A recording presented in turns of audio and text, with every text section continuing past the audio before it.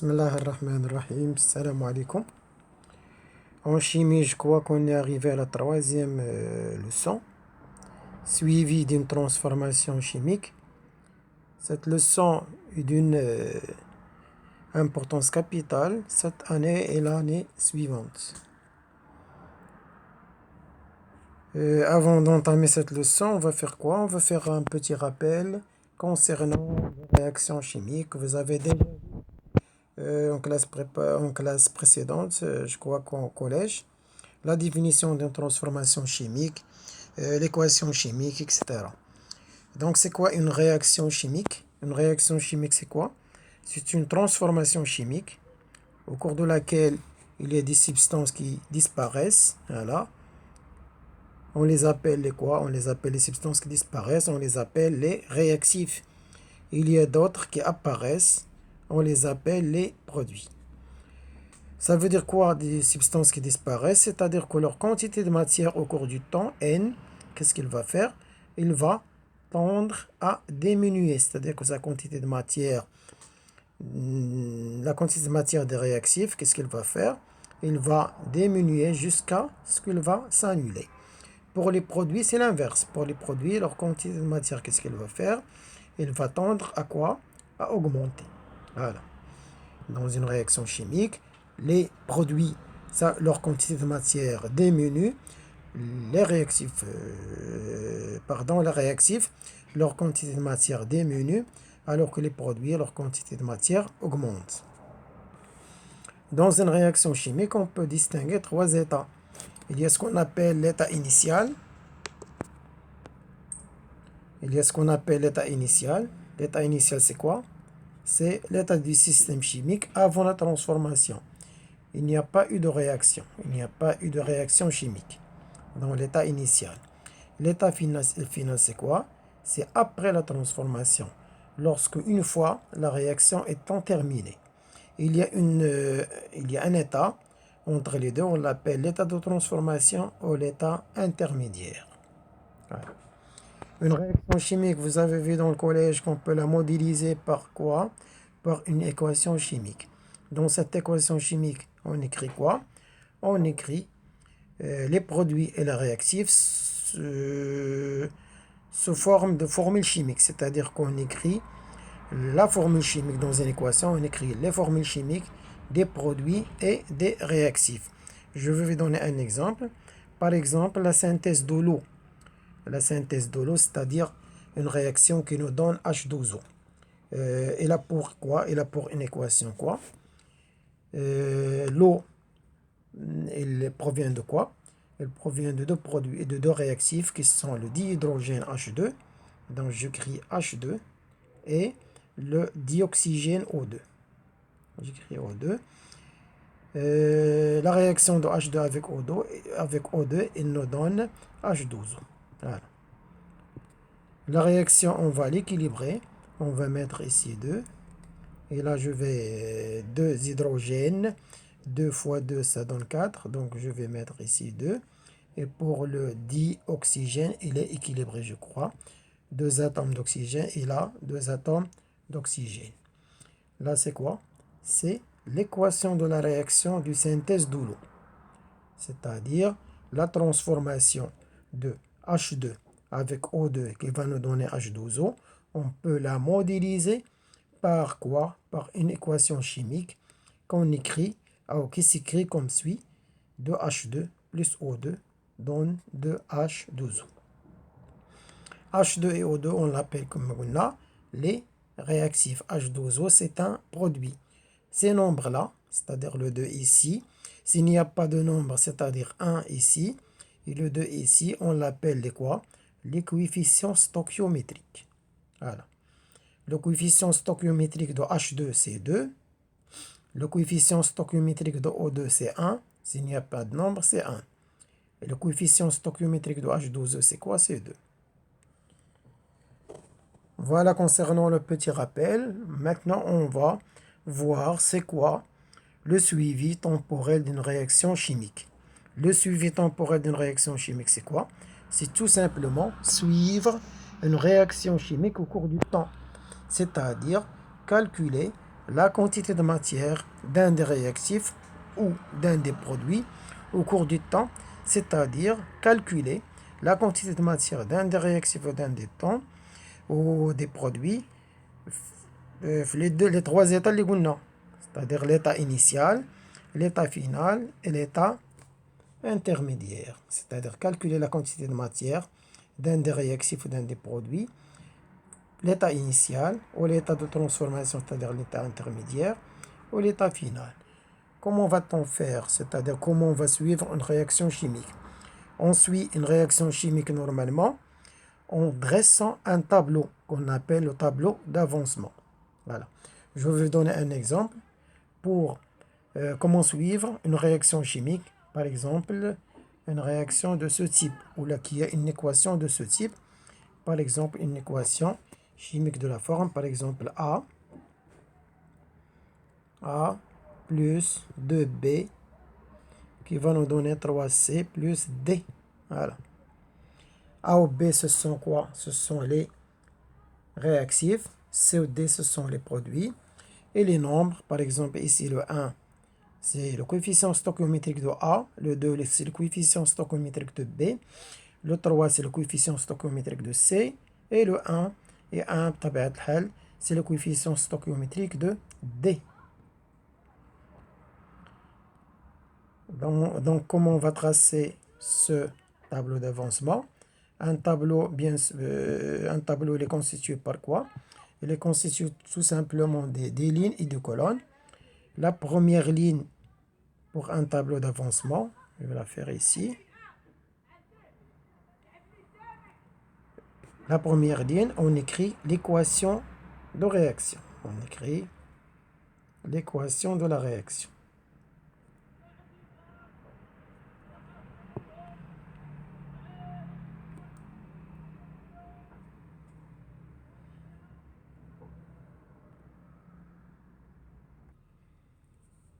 Voilà, on a dit que dans la première ligne du tableau d'avancement, on écrit équation de la réaction. J'écris l'équation de la réaction que j'ai pris comme exemple, c'est-à-dire A plus 2B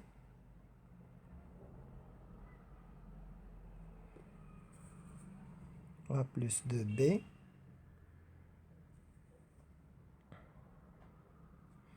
qui va nous donner quoi?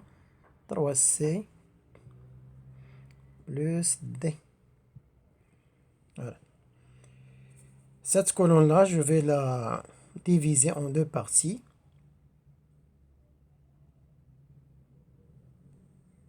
Voilà.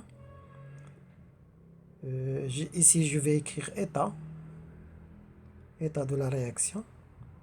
C'est-à-dire donc les trois états اللي قلنا, c'est-à-dire l'état initial, l'état intermédiaire et l'état final.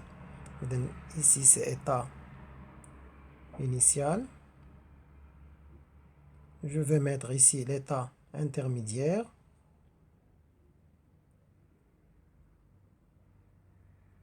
Et ici l'état final. Voilà. Final. Et à la deuxième colonne, je vais écrire ce qu'on appelle avancement. C'est quoi l'avancement? L'avancement, on l'appelle aussi degré d'avancement. C'est quoi? C'est une grandeur qui caractérise l'évolution de la réaction. On la note généralement X. Voilà. Et là pour unité le mol. Voilà.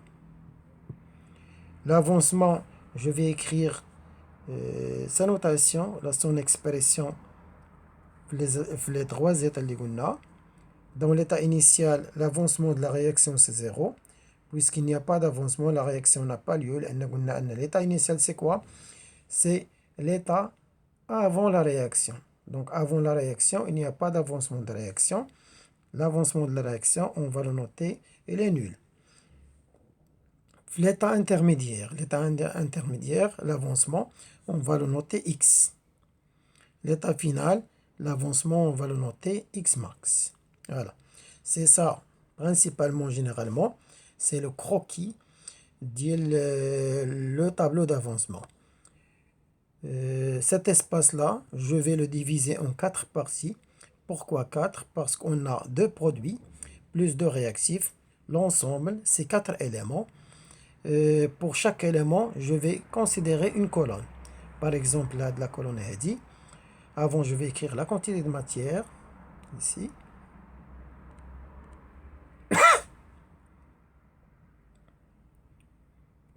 Pour rappeler que le rôle de tableau d'avancement, c'est nous donner la quantité de matière. Je vais écrire ici la quantité de matière. La quantité de matière. Donc, on a dit que je vais diviser l'espace ADA en 4 colonnes. Chaque colonne, il est destiné à un élément donné. Par exemple, de la colonne AD, il est destiné à quoi? À l'élément A, c'est-à-dire le réactif A. Pour la deuxième colonne, c'est pour B. Et pour la troisième, c'est pour C. Et pour la quatrième, c'est pour D. Voilà. Ça veut dire quoi pour? Ça veut dire que la première colonne est dit, il nous donne quoi? Il nous donne les expressions de la quantité de matière de A. La deuxième colonne est dit, il nous donne quoi? Il nous donne les expressions de la quantité de matière de B. La troisième, c'est quoi? Il nous donne les expressions de la quantité de matière de C. Et la quatrième, il nous donne quoi? Il nous donne les expressions de la quantité de matière de D.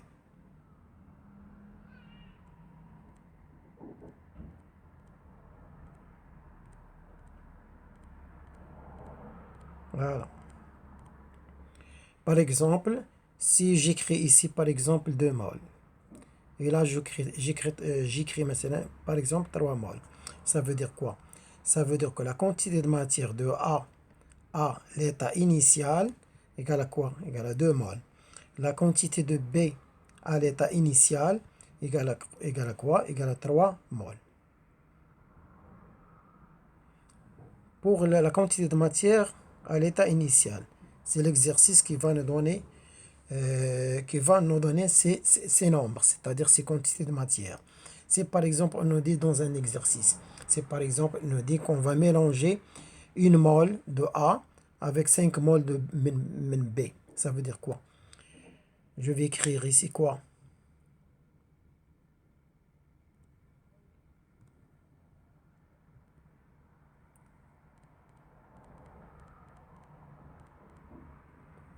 C'est par exemple dans un exercice, on nous dit qu'on mélange 3 moles de A avec 2 moles de B. J'écris ici 3 moles.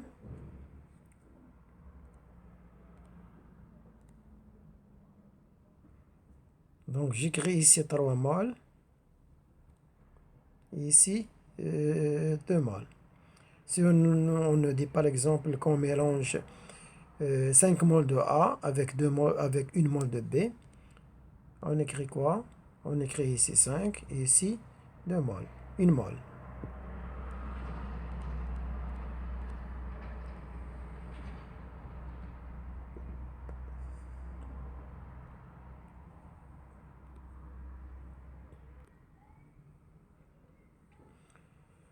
Je vais continuer le tableau d'avancement dans le cas général. Par exemple, je vais prendre une quantité de matière de A que je vais noter N0A. Voilà. Et pour B, je vais prendre une quantité de matière initiale N0B. Et pour C, je vais supposer qu'il n'y a pas de quantité de matière, il n'y a pas de C, c'est-à-dire 0, il n'y a pas de D, c'est-à-dire 0. Je vais remplir la deuxième case. La deuxième case dans la colonne de A. Comment je vais faire? J'écris N0A, c'est-à-dire la quantité de matière de A à son état initial, N0A, moins. Voilà. Pourquoi j'écris moins? Qu'est-ce qu'on a dit? On a dit que les réactifs, voilà, leur quantité de matière, qu'est-ce qu'il va faire? Il va diminuer. C'est pour ça que j'écris moins. Moins quoi? Moins le coefficient stoichiométrique de A, c'est-à-dire 1, qui multiplie H, l'avancement x. Fx, c'est x.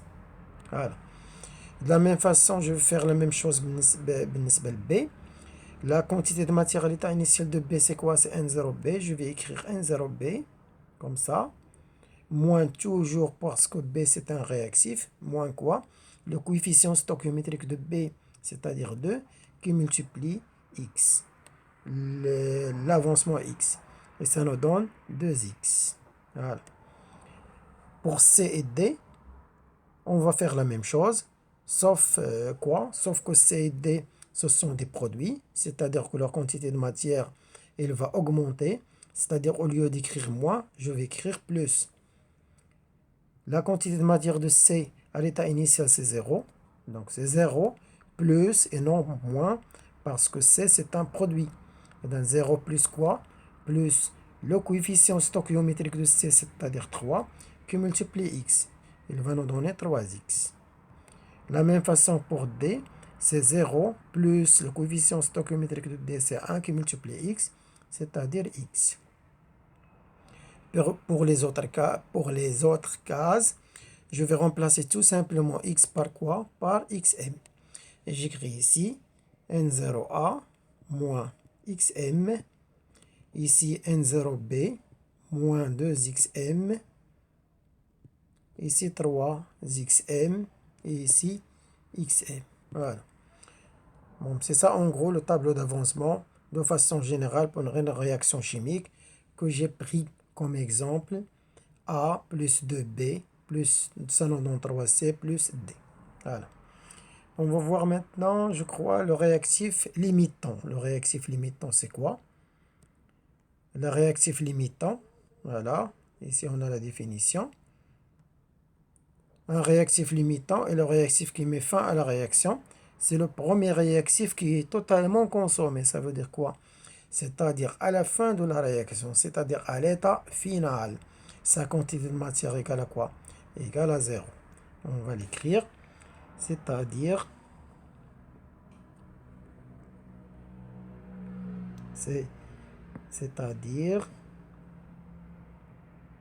que sa quantité de matière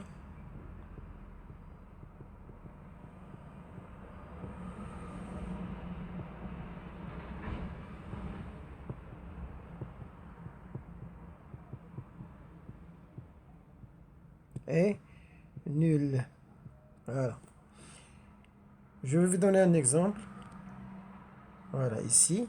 Si je suppose par exemple que A, c'est le réactif limitant. Ça veut dire quoi? Ça veut dire que sa quantité de matière à l'état final égale à 0. Et la quantité de matière à l'état final, le tableau d'avancement. Sa quantité de matière de A à l'état final, c'est N0A moins XM.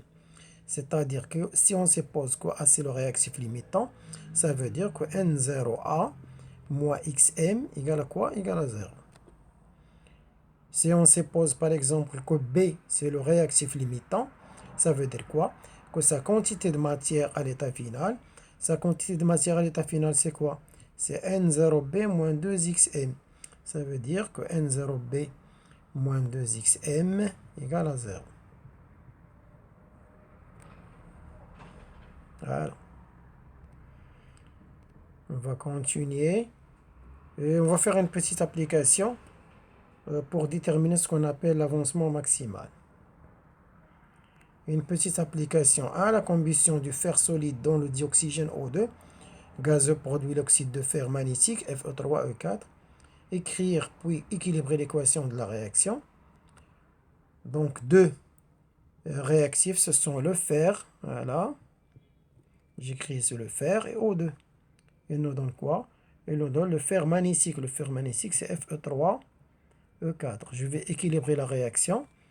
Le fer, il y a 3 atomes. Ici, je vais multiplier ici par 3. Et ici, je vais multiplier par 2.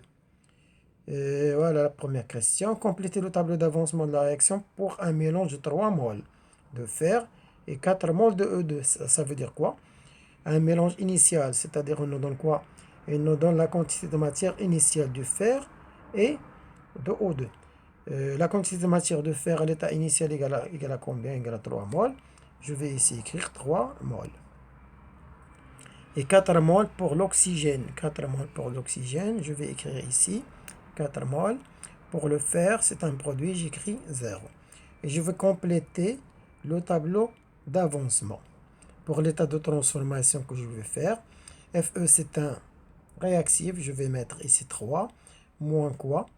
Moins son coefficient stoichiométrique, c'est-à-dire 3, qui multiplie le coefficient, qui multiplie l'avancement x, moins 3x. Ici, je vais écrire quoi? 4 moins le coefficient stoichiométrique 2 qui multiplie x. Voilà.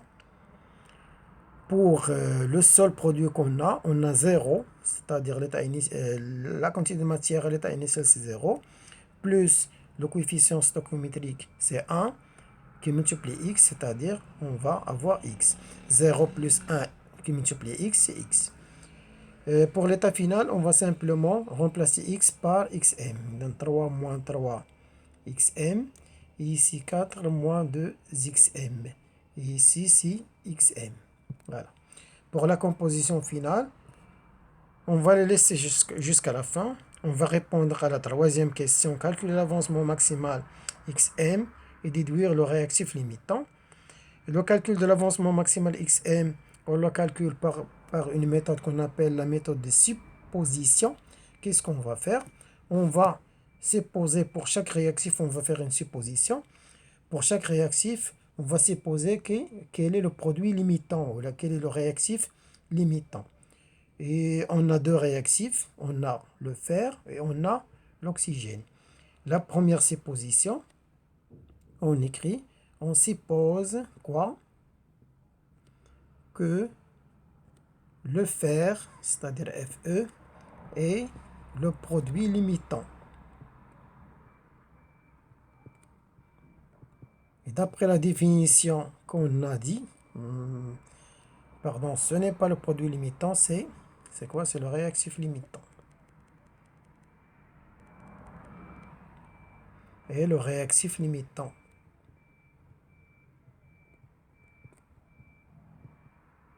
Et d'après la définition, on a dit qu'un réactif limitant, c'est quoi? C'est un réactif qui a une quantité de matière à l'état final égale à 0. C'est le fer et le réactif limitant. Sa quantité de matière à l'état final, c'est-à-dire 3 moins 3xm égale à 0. Et j'écris 3 moins 3xm égale à 0. Et je cherche xm. L'inconnu, c'est xm. On a une équation simple. Et ceci sera équivalent à quoi? Xm à quoi est égal? Égal à 3 sur 3, c'est-à-dire qu'il a égal à 1 mol. Voilà. La supposition sur ce que j'ai supposé que le fer est limitant, je vais faire la même chose pour l'autre réactif. L'autre réactif, c'est l'oxygène. On suppose que le dioxygène O2 est le réactif limitant. Ça veut dire quoi que l'oxygène est le réactif limitant? C'est-à-dire que sa quantité de matière à l'état final, c'est-à-dire 4 moins 2xm égale à 0. Et j'écris 4 moins 2xm égale à 0. C'est une équation simple que je dois résoudre, c'est-à-dire déterminer xm. Xm c'est quoi? C'est 4 sur 2 égale à 2 mol. Voilà. J'ai fait mes suppositions, mais la supposition que le fer est le réactif limitant et que O2 est le réactif limitant, que je vais faire maintenant, je vais comparer les deux valeurs de xm. J'ai trouvé une valeur de xm qui est égale à 1 mol, et j'ai trouvé une valeur de xm qui est égale à 2 mol.